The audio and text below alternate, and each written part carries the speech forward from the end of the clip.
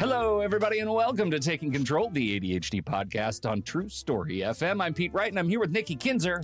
Hello, everyone. Hello, Pete Wright. Oh, my goodness. We've had the live stream has been going for our members. And, you know, if you wanted to be involved in the live stream, head over to patreon.com/the ADHD podcast. We love and appreciate and, nay, I'll say it, need your support. If you go over there, we have someone in the chat room who just witnessed our guest actually say his name, and they're in the chat room saying, "Oh my God, he said my name." That is how delighted we are to have our guest today. I'm not even going to say it out loud. You hear him laughing. Just hold on, because we are talking about ADHD and introversion today. We're very, very excited to have our guest on the show. And before we dig in for real, like I said, ADHD podcast is listener supported. It means it's powered by you. You are on the bike that is powering this through the city. Maybe it's one of those drink and bike things, those cockamamie things. You imagine a bar with like 10 people on bikes around it. That happens in my fair city. In Portland, they're naked too. They are also naked. So yes. You imagine yourself with a team of 10 naked drunk people on one bar bike. I'm going to stop with this metaphor because it's terrible. We just need your support on patreon.com/the ADHD podcast. You get for a few dollars a month. Still surprised. You help the show. What? I might have to book a trip to Portland just to see this with my own eyes. Man, you have no idea what gets up to what we get up to here in Portland. What's happening? A few bucks a month gets you access to early access, the live stream. You get access to the super secret channels in Discord. We very, very much love your support over there. While you're at it, visit takecontroladhd.com to get to know us a little bit better. Listen to the show on the website. Join the mailing list. We'll email you each time a new episode is released. And of course, catch up with us on Facebook or Instagram or Pinterest or Blue Sky at Take Control ADHD. We'd love to have you there. All right, here we go. Today, we are diving into a topic that is close to home for so many adults discovering ADHD later in life. What it means to finally understand yourself, sometimes decades in, and how that understanding collides or maybe even harmonizes with being an introvert. Our guest today knows that experience firsthand.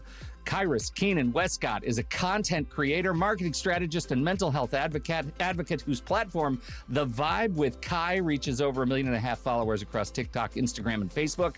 Through his humor, storytelling, and honesty, he's helping people reframe how we talk about ADHD, introversion, and the beautiful, beautiful chaos that is adulting. Kai, welcome to the ADHD podcast. Thank you. I wish I were in Portland right now. I'm Yes, still on the do. Portland thing. I haven't left it. Thinking about that, yeah. Haven't left it. That's It's a very kind intro. Thank you very much. Well, you're welcome. We're deeply gratified that you are here. I have never seen you live, but Nikki has and said, "Oh my God, Kai needs to be on the show." Right. Well, I didn't see you live. I saw you on a seminar, like a summit that Oh, you were on, like okay. a panel and Yeah. things All like right. that. Yeah. And when we were talking about different guests for the ADHD Awareness Month, your name popped up immediately because I was like, Hardcore. oh, adult, late diagnosis as an adult, and introvert, which is something we've never Yes. talked about. But Yeah. Pete and I were discussing before you came on that we're both introverts. Mhm. And Yeah. so I'm just really excited to have this conversation. 'Cause Yeah, absolutely. it's a good I angle. love talking Yeah. about it. Yeah, right? Like as introverts, we like talking about being an introvert. So weird. We do. but then We we're do all actually. going to crash after this interview. We're Oh, going to go yeah. take a nap. You This won't is- you this won't is see all we me have. again for another 2 years. Like I'm just gonna disappear. Yeah, totally. Right? Yeah. Well, let's talk about your diagnosis experience. I know you've told this story before, but just so we can have kind of a foundation for Yeah. this conversation. When were you diagnosed? How old were you? What was that experience like? Yeah, I was very much a late diagnosis. So I am 38 now. I was diagnosed when I was around like 34, 35. And I honestly knew nothing about ADHD outside of the myths that a lot of people may have. I really thought that ADHD was just for little boys that couldn't sit still. Yeah. Like that was my view of ADHD. And when my doctor had suggested that maybe I look into potentially testing for this and learning more about it, I was like, that's not what I know. I'm fine. I don't have ADHD. Yeah. And then once I started to learn more about it, I was like, I don't just have ADHD. I have 84K. Like it is, it is clear as day. And it was very clear because, once I was diagnosed and I started to learn more about it, things in my life started to make more sense. Like the struggles that I had, I was like, oh, it all makes sense now. I get it. And so it's been a incredible journey for the last couple of years, being able to document my experience and meet people like all of you who, have a lot more experience in this than I do. And it's been nice to bring people along with this for this journey. Do you remember that experience sort of, 8 a.m. day one after you got your diagnosis? How it feels to wake up the day after you realize that you have words to describe yourself? Yeah, if we're talking about the next day, it was still confusing, right? I feel like as though I went through the like stages of grief. It was like denial, and then it went into anger at one point because like as I learned more about it, I'm like, my ADHD was so obvious, but nobody in my life, like adult wise, no mentors, no uh big figures in my life ever pointed it out to me. No teachers did. No, my parents didn't. My coaches didn't. Like no authoritative figures pointed it out to me. And so like it was anger because I was sitting there thinking, man, if I would have caught this when I was like 18, how different would my life have been and all of that. And then it turned into sadness because I was like, man, how different would have my life had been if I would have caught this before? Like would I be a billionaire? Would I be the most productive person ever? And it turned from sadness into, I want to say, it turned into acceptance as I started to learn more about it and learned that it's not a bad thing. It's not a thing that I should be ashamed of. Especially as I started to hear stories from people that were my age and people that have been dealing with it for a long time and having those kind of conversations, I started to learn more about it. So I would say like the day after was the beginning of the stages of grief for me as I tried to process what was happening. We've actually talked about that in the how the experience of going through the grief of diagnosis looks like. Are you a Good Place watcher? Did you watch The Good Place? Yes. It's I love Jeremy that forking Bearimy, show. right? Love that forking show. Love it. It's the Jeremy Bearimy timeline, right? Yes. Like Yes. getting feeling like you're in control, and it never ends. It never ends. However long you've been diagnosed, you're always going to be feeling it. Did you feel like that, Pete? Did you? Because you were diagnosed as an adult too. Did you feel that grieving process too, where you felt those emotions of anger? Oh yeah, and I still feel it. And I was diagnosed at around 29, and so I've been diagnosed for, goodness, I've really had this understanding for 25 years, and it still finds a way to surprise me. It still finds a way to rear its head on days when I feel completely out of control, when I've let something slip. And I might be able to regain control easier than I could when I was 32, but it's still there. It's still very much there. Yeah. So I know with Pete, it changed his career a little bit. You kind of started to go a different way. Kai, what were you doing before you had your podcast and was an advocate for mental health and ADHD? I was struggling, Nikki. I was I was struggling. Well, here's what's funny. So I had already technically been talking about things from a mental health standpoint. I just didn't realize it. Because before my diagnosis, I was talking more about like positive energy and like good vibes, right? That's how I started off. Because back in 2018, I had ruptured my Achilles, like complete rupture. A relationship that I was in had suddenly ended, and one of my closest friends had passed away. That all happened suddenly in a matter of like 3-4 weeks of each other. Gosh, and so it was one of the worst Octobers of my life. And it's actually this month, a week from now, is going to be, I guess, 5, 6, 7 years since then.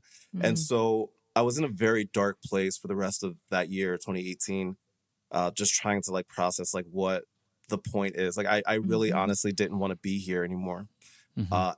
And I remember being at such a low place that I'm like, I can't live here like in this mindset anymore if I want to move my life forward. And so I started documenting my recovery from both a physical and a mental standpoint, and just trying to manifest positive energy into my life. And so I had always been talking about it. Mhm. And then and then the year 2020 comes around, and I don't know if you know this, but in 2020, the world caught on fire. Yes, it did. What a The thing world caught on fire. happened. Not sure if Yeah. you heard about it or not. Not sure what you guys were doing around that time, but the world Yeah. caught on fire. And so I was one of those content creators that my platform really started to grow in 2020 because everybody Yeah. was at home and everybody was bored. And Right, so right. my platform really started to grow at that point, and it just fortunately hasn't stopped growing. Mhm. And I've been very, very blessed to have the audience that I have on this journey. They got to see me in so many different phases of my life, and the Mhm. current phase that I'm in, the one I've been in the last couple of years, has been documenting my journey with anxiety, depression, Mhm. ADHD, and all of that. So it's been quite the journey for sure. Let's dig into the introvert stuff Yeah, because I part of what Nikki and I've been kind of wrestling with is what does it mean to be an yeah, introvert in an era of I social love media, this. right? To be Yeah, an yeah, yeah, introvert with ADHD with 1.5 million followers across your platforms. How do you define what it means to be introverted? yeah. The common mistake that people make is thinking that introversion means social anxiety, and it Hmm. doesn't. I'm not shy, right? Yeah. You could put me in front of a crowd or in a room. I'll be fine. I'll Mhm. navigate the room. I can stand in front of a crowd of people. I can talk to people like this. I have no problem speaking. I Hmm. have no problem leaving my home. A lot of people think that Mhm. introverts are hermits and they That's just a Mhm. very they stay at different home all thing. the time. Yeah. Right, right. Introversion's all about energy. How do you want to use your energy, and what happens with that energy as you're using it? Introverts, our energy dies pretty fast when we're in social situations. So, can I be in a public setting? Absolutely. For long, probably not. So I Yeah. usually Right. know my limit before, like I'm at a point now that I know when it's time to go. Mhm. Mhm. It's time to go. So for introversion, it's all about what happens with your energy and how you use it. Introverts are just very selective about how they use their energy. So it's not a matter of like, oh, I don't want to go hang out with people because I'm in a large group of people. It's more of like, I don't want to use my energy on that. Hmm. Mhm. I Oh my don't. gosh. I Yeah. relate to Yeah. this Mm-hmm. so much. It's Yeah. me in a Mm-hmm. nutshell. And I'm Yeah. so glad that you say that it's not about being shy because Mm-hmm. yeah, I can be in a social situation. Mm-hmm. Um, but I do have I have a cap where I'm like all of a Yeah. sudden I just feel it and I'm like Mm-hmm. down I'm done. Like, Mm-hmm. Hmm. and I was telling Mm-hmm. Pete before you came on today that yesterday I felt it because I had two clients and then I had a podcast that we did and Yeah. then I had a workshop that I hosted. And it all happened in a 4-hour period of time. Mm. Really poor planning, Kai, on my Yeah. part because I was like, by the end of the Yeah. day, I didn't want to talk to anyone. I Oh went into yeah. the hot tub. I just sat there like numb for a little bit, Mm-hmm. had dinner by myself, watched TV Mm-hmm. by myself, and went to bed. And my Mm-hmm. family knows enough about me that okay, she had a busy day. She had a rough, not a, it Yeah. wasn't even a rough day. It was just a Yeah. day where I had to It's be on. exhausting. Yeah, Yeah. Yeah. it's Mm-hmm. exhausting. It's Yeah. Yeah. exhausting. Yeah. And it's good that you have those outlets afterwards, because that's the most important part, right? So like Hmm. sometimes things happen that we're not in control of our day and the people that surround us, or how people interact with us. What's nice is knowing that you have a way to decompress from that. That's Hmm. the important part, because when you don't decompress from it, that's when it starts to affect a lot of things like your health and Hmm. your mindset, and you become angry or agitated or just tired and all that kind of stuff. So it's good that you have that kind of thing. So like what I do at the end of the day, I'll usually go to Portland and ride naked at the bar. Yeah, you do. Oh, yeah, Still you on do. this. And Not swerve letting this go. around. Yeah. Not gonna let it go. I can't wait for this meetup. I really can't. There does come with the experience of being an introvert. Like I remember in college pre-diagnosis, there was always this sort of guilt or shame that I would never be the one to hang out with my friends and close out the party. I was never that guy. There would always be a time when I would sneak out, find a room to be by myself and just not talk to people. And you said it. That is interpreted from the external perspective as social anxiety. I did not know until much later in adulthood that that's just my brain.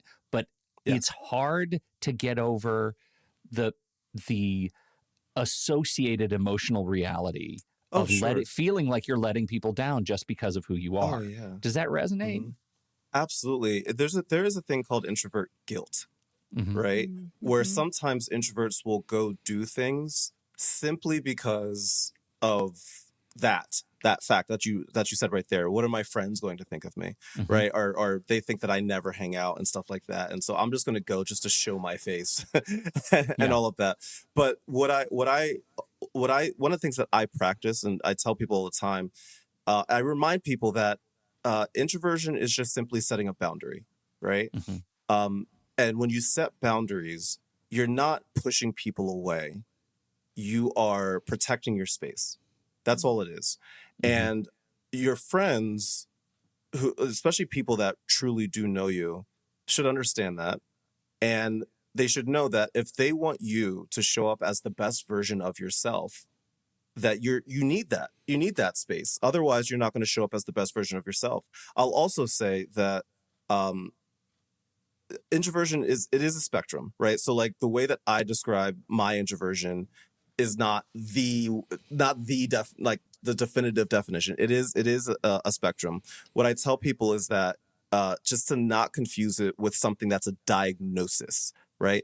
Introversion is not something that you diagnose, right? So, which is why I try to, if anything, separate it from that social anxiety. That's also the reason why when an introvert is around people that they're comfortable with, like their friends, like people may think introverts are quiet. If you put an introvert in a room that they're comfortable in, they don't shut up.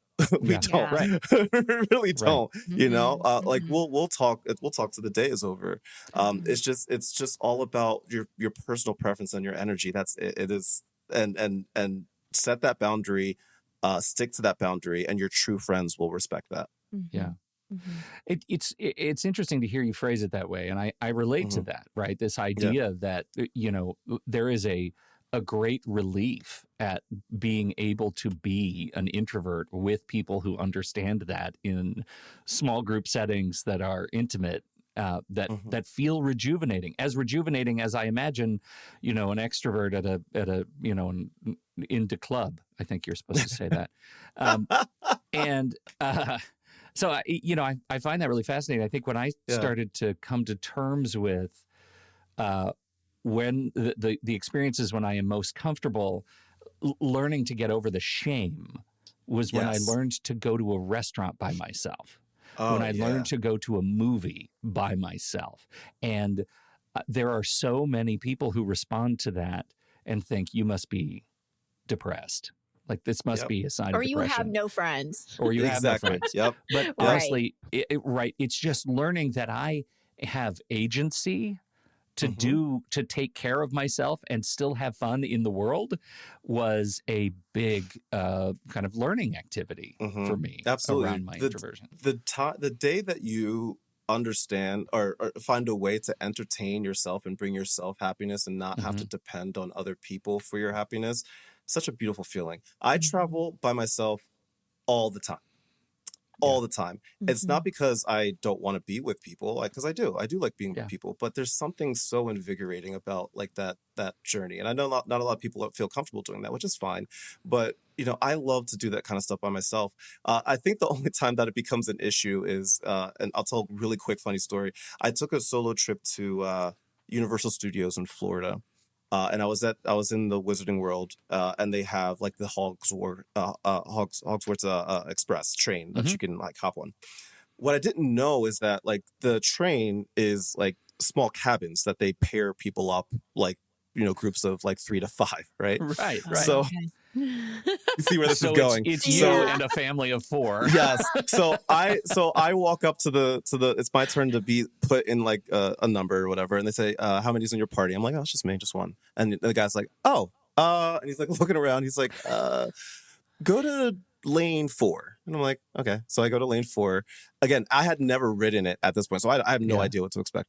It's me and this like, you know when you're at Target and you buy a picture frame and it has like a family in that picture frame and they're all like happy, like a happy white family, right? That's who I was paired up with, right? Like these 2 like wonderful children, like these 2 definitely not unwealthy adults that just are in a good spot in life. Like they're fine. Created in the Stanford laboratory, like like there's a lot of stuff happening in the world right now. It's not affecting them. Like they're fine. Like they're gonna be good, right? So we walk into this cabin, and it's a pretty small cabin. So it's me and the Target picture stock photo family in this cabin, and this little girl is just staring at me, and like, oh my god, she's just staring at me. She's like, as if like, not that she was like, oh, why is he here? It was just like, huh. Like she was like trying to process what was happening, and I'm just sitting there like trying to enjoy the ride, and at the corner of my eye, this little girl's just like staring at you. Right? I cannot make sense of you right now. So that's when it's like, that's when you're like, I wish somebody was here with me. Yeah. I kind of wish I wasn't by myself. Yeah, right now. yeah. But you know but what? Like, it was fine. But like, that's the only time. you are that is what you're talking about, right? Is like such. I am getting visceral joy from the idea of going to an amusement park and just doing whatever I damn well please, because I'm always single rider line, right? Like there is such freedom to not having to perform my enjoyment. Mm-hmm. And you could do what you want when you want, and it's a beautiful thing. Of course, there are times that you sit there and you're like, oh, that's a beautiful sunset. I wish somebody was here to witness it with me. But then you also are like, I'm glad I get to witness this, and live this experience. I'm okay witnessing this, but that doesn't mean my relationships aren't also important, right? And it doesn't mean that I'm lonely. I'm alone, but I'm not lonely. It's this beautiful solitude that you get to have, and you actually end up learning a lot about yourself because it's just you. You learn a lot about yourself. There's a lot of thinking that happens.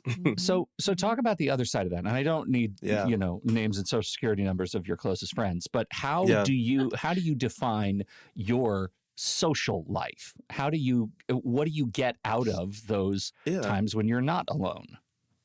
The same thing that anybody else would get, like spending time with people that you love it's a beautiful thing, whether it be family or friends. I was out this a couple weeks ago. I was in California for a wedding. I was with my best friends, and like it was great.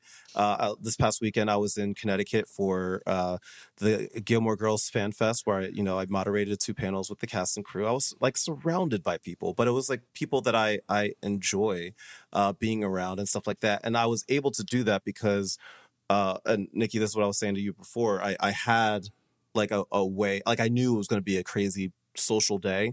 So I was able to set aside time to like decompress from that. But more importantly, before I even got there in the first place, each day I spent time for myself, just making sure that my battery was charged up. So that when I do enter the situation, I'm ready to go. I also found ways to escape, right? So like when I'm with friends or family or in a public area, I always know a place that I can escape to for like 5-10 minutes and just like not people, and just like recharge my battery a little bit before going back. And that's why you find a lot of times people will sit in their cars before entering a place. They'll just sit in their cars for a minute, or they'll go into the bathroom and just like just sit there, all that kind of stuff. So that was the key to it. So what do I get out of it? I mean, I get the same thing that any human being would get, joy of interaction, friendship, laughs. It's a beautiful, beautiful thing to be able to spend time with your friends and your family and people that you really care about. Do you find like in your circle of friends, we had a guest on, Caroline Mhm. McGuire, who talks about friendships, adult friendships, and like there's these levels of friends, right? We've got like the people in the very inner circle, and then they kind of Mhm. spread out all the way to like acquaintances. Do Mhm. you find that like do you have a smaller like inner circle, or do you feel like, no, I could name 5 people that are my best friends? Sure. Yeah. I mean, I have my cats, so I'm good there. Yeah, yeah. That's my circle right there. No. Yeah.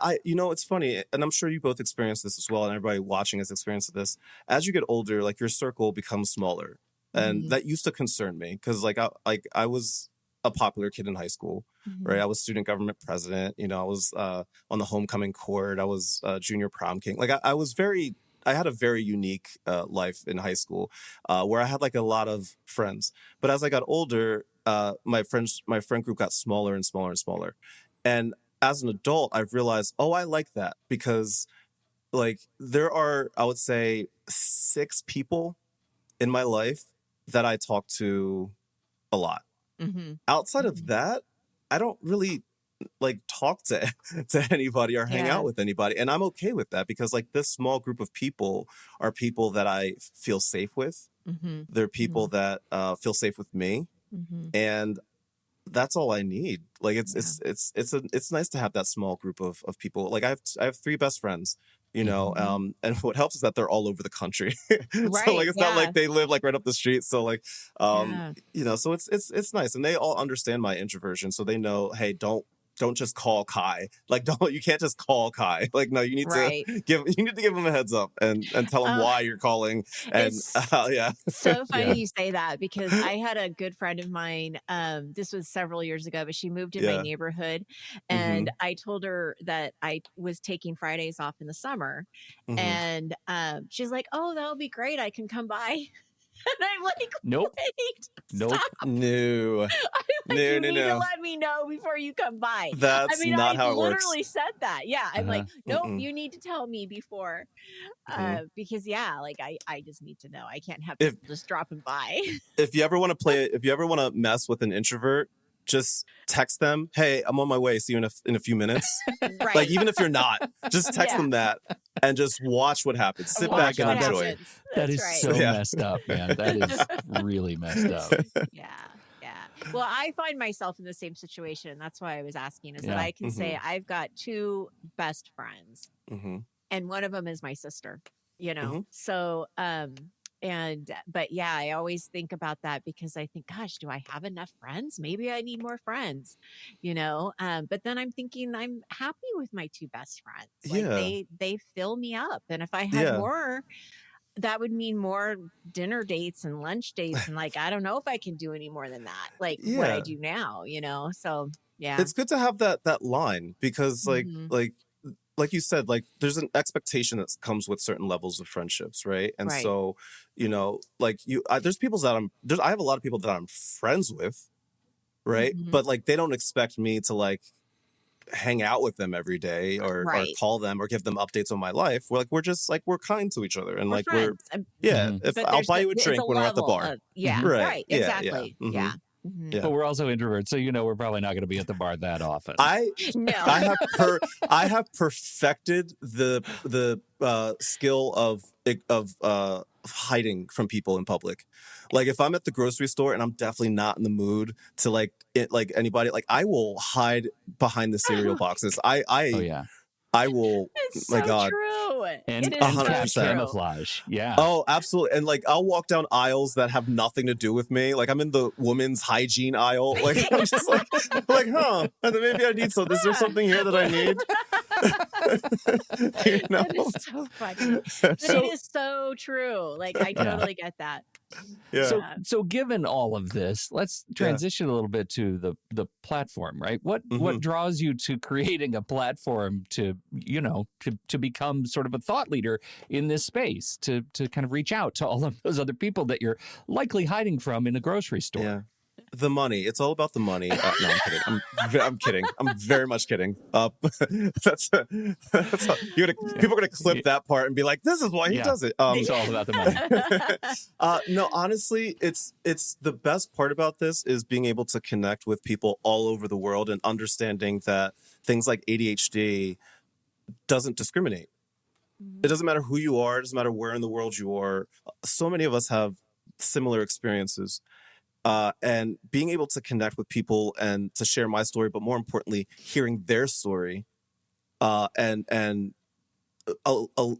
giving the opportunity to people like therapists and doctors and experts like coaches that have this expertise behind things like introversion and mental health and ADHD, and lending my platform to them to get their message out because they may not have a platform, right? So like I interview therapists on my podcast all the time because like they have just this extensive knowledge. So I try to bring people along on the journey of like as I'm learning things and allow them to learn with me. So honestly, that's the best part of having a platform, and it's very humbling. It's very unique. You have to have a thick skin because not everybody's gonna like you. Yeah, right. You know, Right. and Right. you just have to be ready for that. But like 99% of the people that follow me and interact with me are like some of the sweetest, kindest, most supportive people in my life. And my platform is, and I'm not joking, 90% people that identify as female, and all above the age of 35. So like I have like a million moms and they all want me to eat healthy and they all take care of me. You know, like if sometimes I'll like have like I'll be like a little sick or under the weather and like I'll have like a little raspy voice and I'll get like 25 messages being like, make sure you take this, make sure you drink that, make sure you have like it's just like beautiful. I'm like, thanks. Thank you. So well taken care of. Yeah. That's awesome. That's awesome. Great. Yeah. Mm-hmm. Wow. Did you ever, I mean, have you, how easy was it for you to get over the hump of just turning on the camera? I mean, did you find any friction? No, not really, but that's also because I have a theater background, you know? So like I grew up doing theater, so like I was always able to perform. The hard part was putting your genuine self out there, because when you're performing, you have this like figurative mask, right? You're playing a character and all of that. But when you're talking on platforms as yourself and telling your story, that was the difficult part. So the hard part wasn't necessarily turning on the camera. The hard part was being your genuine self, putting yourself out there and just letting the world do with that information as they may, because you can't control how people react to it. So I would say that was the hard part for sure. Yeah. You know, it's interesting because I always think of when we first started this podcast, it was in 2010. So it was before podcasts were even really a thing. And I remember Pete, I had gone to Pete and I said, hey, I have this opportunity to be on a radio, like guest spot once a week. You know, what do you think? And Pete's like, no, you don't do that. We're going to do a podcast. Like, we're going to have your own podcast. Like, don't be like on a radio thing. Right. Yeah. But I didn't know what podcasts were. I didn't understand it. I didn't really get it. I thought it was going to be like a blog post on my website that you only saw when you went into the website. Like, I didn't understand iTunes or any of this. And if I did understand it, I don't know if I would have been as open to saying, yes, let's do this and put this out in the world. And so the not knowing was actually, I think, in my favor, because then we were able to just have conversations. Sure. And like you're saying, like your authentic self then just comes out because I'm just talking to Pete. Yes. I'm just talking to a person that we're interviewing. And I still have to keep that in mind, that that's what I'm doing. And it was like 3 years before I ever showed her analytics. Right. Oh, wow, yeah. really? Yeah. Like I never really understood. But I think like when you're an introvert and you're on a platform like this, what has always gotten me through it, because you're right, not everybody's going to like what you have to say. Not everybody's going to like your, you know, your topics or whatever, but our intention is good.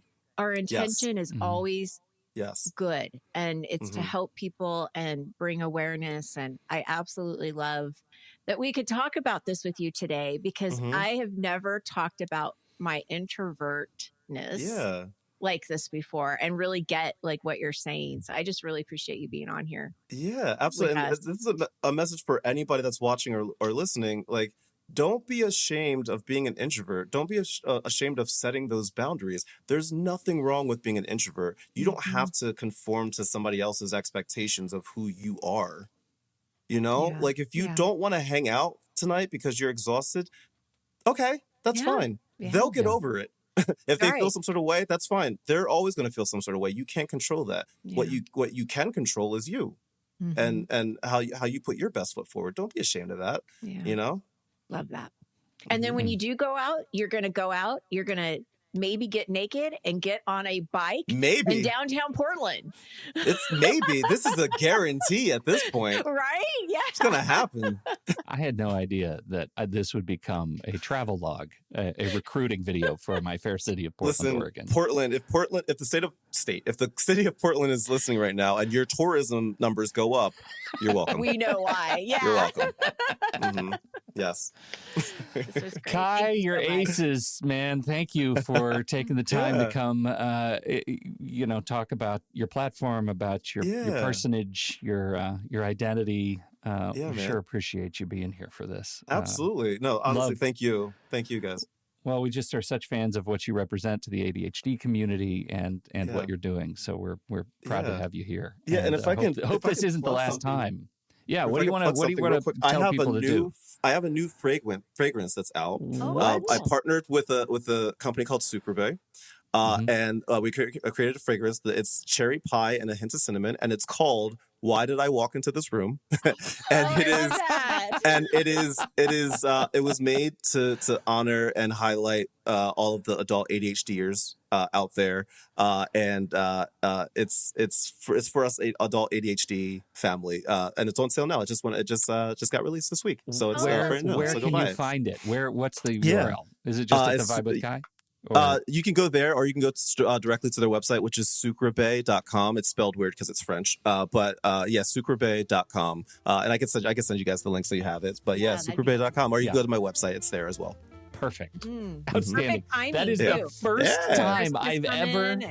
I know. And have you ever heard an ADHD community member with a collab with a fragrance? Absolutely not. You're the first. Never heard that as the first. That is outstanding. I try. Why did I walk into this room? I'm going to be thinking about that all damn day. Well, and Kai, I have to say, you're lucky my daughter's not listening right now, because if she was, she would be asking you all about the Gilmore Girls. Oh yeah, that's my family right there. That's my family. Now hold on, because that's going to be. I have my first question after we finish this podcast for our member chat is GG related. So stand by. Absolutely, we're going to dig into some hot Gilmore Girls content. Oh yeah. If you want to talk about someone who understands what it's like to have a brain that runs entirely on coffee and unresolved emotional tension, that's where we're going next. So thank you so much, Kai. Thank you. Vibe with Kai, links in the show notes. Check out the new fragrance, Why Did I Walk Into This Room? And definitely subscribe to all of the channels in the show notes. Thank you for downloading and listening to the show. Thank you for your time and your attention. Don't forget, if you have something to contribute to this conversation, we're heading over to the Show Talk channel in our Discord server. You can join us right there by becoming a supporting member at the deluxe level or better at patreon.com/the ADHD podcast. On behalf of Nikki Kinzer and Kai Wescott, I'm Pete Wright. We'll see you right back here next week on Taking Control, the ADHD podcast.